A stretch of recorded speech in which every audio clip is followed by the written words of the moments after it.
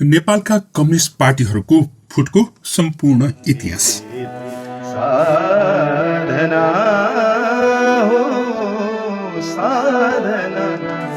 नेकपा एमालेका पूर्व महासचिव माधवकुमार नेपालले पार्टीलाई विभाजन गरेर छुट्टै पार्टी दर्ता गर्न निवेदन दिएका छन्। यसरी नेपाली कम्युनिस्ट पार्टीको इतिहासमा अर्को एक पार्टी विभाजित भएको छ। राणा शासन हट्नुको अघिल्लो वर्ष 2006 सालमा स्थापित भएको नेपाल कम्युनिस्ट पार्टी संगठन अहिले 72 वर्षको भएको छ। यसबीच यो पार्टी अनगिन्ती पटक फुटेको छ। हेरौं कति पटक फुट्यो भन्ने सम्पूर्ण विवरण। नेपाल कम्युनिस्ट पार्टीको गठन भएको थियो 2006 साल वैशाख 10 गते भारतको कलकत्तामा। त्यसपछि विक्रम सम्वत 2010 सालमा पहिलो महाधिवेशन सम्पन्न हुँदासम्म यो पार्टी ठिकठाकै चलिरहेको थियो। पहिलो महाधिवेशनबाट मनमोहन अधिकारी महासचिवमा निर्वाचित भएका थिए। नम्बर 2, विक्रम सम्वत 2014 सालमा दोस्रो महाधिवेशन गरेपछि सो पार्टीका महासचिवमा केशरजंग रायमाझी निर्वाचित भएका थिए। तर 2017 सालमा राजा महेन्द्रले कु गरे। महासचिव रायमाझी राजालाई मानेर अगाडि बढ्नुपर्छ भनेर भन्न थाले। यसरी राजा मान्ने कम्युनिस्ट र राजा नमान्ने कम्युनिस्ट अलग भए। नेपाल कम्युनिस्ट पार्टी पहिलो पटक विभाजित भयो। राजाले निर्वाचित प्रधानमन्त्री बीपी कोइरालालाई जेल हाल्नु ठिक हो भनेर केशरजंग रायमाझी राजाका समर्थक बने। तर पुष्पलाल श्रेष्ठ, मोहन विक्रम सिंह, तुलसीलाल अमात्य र मनमोहन अधिकारी भने शाही कदमको विरोध गर्दै अलग भए। तर पछि केशरजंग रायमाझी कम्युनिस्ट नै रहेनन्। उनी राजावादी बने अनि तत्कालीन राजसभा स्थायी समितिको सभापतिसम्म पनि बन्न सफल भए। नम्बर 3, 2017 सालपछि निर्दलीय व्यवस्था सुरु भइसकेको थियो। तर पनि नेकपाले 2023 सालमा पूर्व मेची कोशी प्रान्तीय कमिटी गठन गरेर राजनीति गरिरहेको थियो। यसैसँग रायमाझीको समूह भने अलग भइसकेको थियो। 2024 सालमा नेकपाको तेस्रो महाधिवेशन सम्पन्न गरिएको थियो। नम्बर 4, 2025 सालमा तुलसीलाल अमात्य र पुष्पलाल श्रेष्ठ अलग अलग बाटोमा लागे।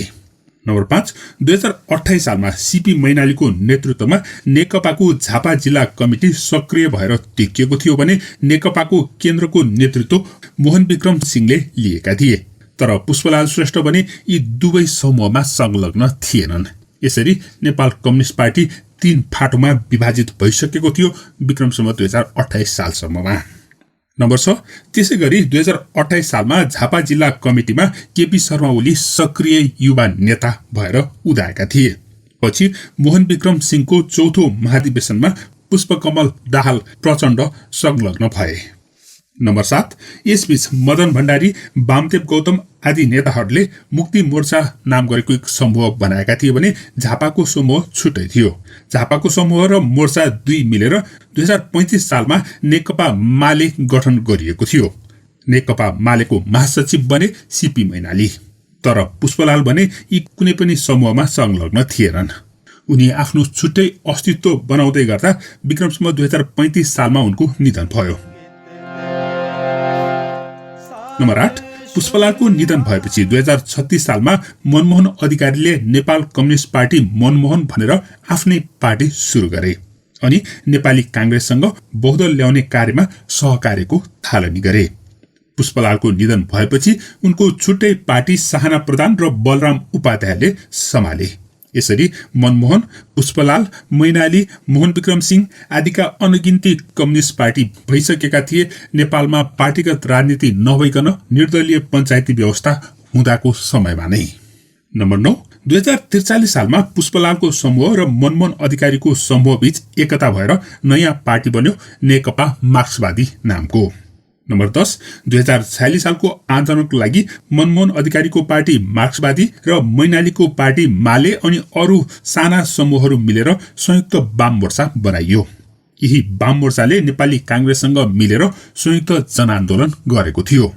नम्बर 11, 2046 सालमा बहुदल आएपछि मनमोहन र मैनालीको पार्टीबीच एकता भएर बल्ल बन्यो नेपाल कम्युनिस्ट पार्टी एमाले।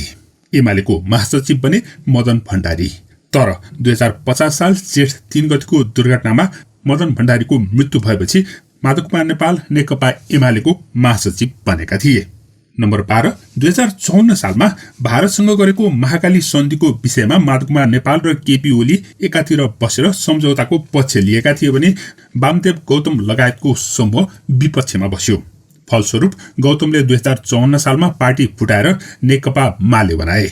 मालेमा वामदेवका साथसाथै सीपी मैनाली पनि गएका थिए। नम्बर 13 2059 सालमा मालेको भविष्य नदेखेर वामदेव गौतम नेकपा एमालेमा फर्किए, तर सीपी मैनालीको पार्टी माले भने अझै पनि विघटन नभएको अवस्थामा रहेको छ, तर त्यसको अस्तित्व भने अहिले देखिएको छैन। नम्बर 14 अर्कोतिर मोहन विक्रम सिंहको चौथो महाधिवेशनले 2036 सालको जनमत संग्रह बहिष्कार गरेको विषयमा पनि पार्टीभित्र निकै नै मतभेद देखिएको थियो। त्यसको फलस्वरूप 2040 सालमा निर्मल लामाले नयाँ पार्टी गठन गरे, नेकपा चौम। नम्बर 15 अर्कोतिर मोहन विक्रमको समूहले भने पार्टीको नाम नेकपा मसाल राखेर मोहन विक्रमलाई महामन्त्री बनाएको थियो। नेकपा मसालको 5औं महाधिवेशनले महामन्त्री सिंहमाथि यौन दुराचारको आरोपमा कारवाही गरेपछि फेरि फुट्ने जुट्ने अनेक क्रियाकलापहरू भइरहे। नम्बर 16 नेकपा मसालमा 2041 सालमा मोहन वैद्य महामन्त्री निर्वाचित भए। त्यही बेला श्रीलङ्काको तमिल विद्रोहलाई समर्थन गर्ने कि नगर्ने भन्ने विषयमा भएको मतभेदले नयाँ पार्टी जन्मायो, नेकपा मसाल, पातलो सवाला मसाल। नम्बर 17 2045 सालमा प्रचण्ड नेकपा मसाल वैद्य समूहको मसालको महामन्त्री बने। त्यसपछि माओवादलाई पार्टीको प्रमुख सिद्धान्त मान्ने भन्दै यी मसाल पार्टीहरू 2046 सालको आन्दोलनमा संयुक्त वाम मोर्चामा संलग्न नै भएनन्।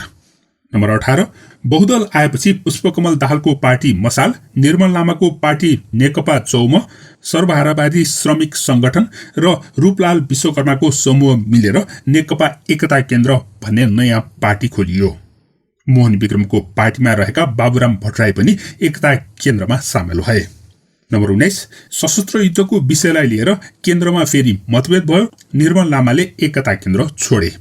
2051 सालमा निर्मल लामा, नारायण काजी श्रेष्ठ, अमिक शेरचन, लीलामणि पोखरेल आदिले नेकपा एकता केन्द्र भनेर छुट्टै पार्टी गठन गरे।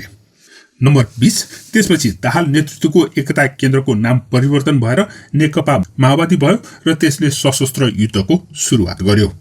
17,000 भन्दा बढी नेपालीहरूको ज्यान गएपछि नेकपा माओवादी 2063 सालमा बल्ल शान्ति प्रक्रियामा आएको थियो।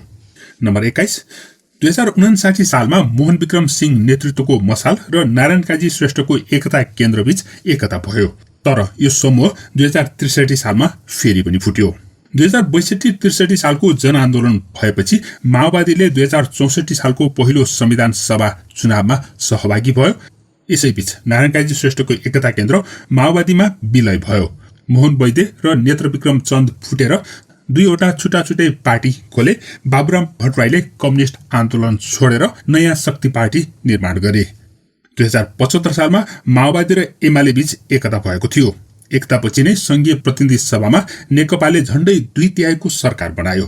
7 प्रदेशमध्ये 6वटा प्रदेशमा नेकपाकै सरकार थियो।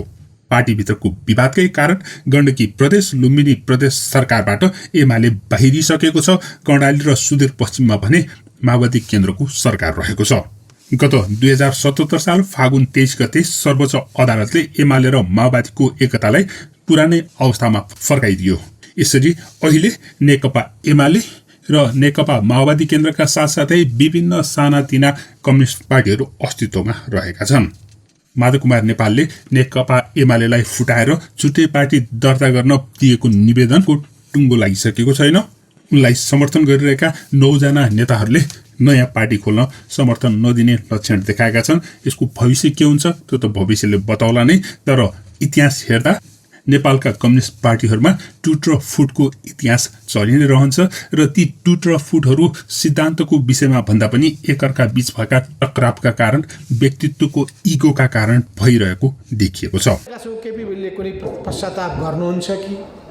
हामीले कति कमलो हेर्दैका छौँ भने अब सुध्रिएलान्, अब सुध्रिएलान्, अब त घैँटोमा घाम लाग्ला, अब त त्यो बालुवाबाट तोरी पेले जस्तै पेल्दाखेरि तेल निस्केला कि भन्यो। त्यो बालुवा पनि कस्तो सुकाएर छ भने तेलको थोपा पनि निकाल्दैन। हेर्नुहोस्, वामदेव कणले तेल पेलेकै तेल, बालुवा पेलेकै गर्नुभयो, तेलै निस्केन।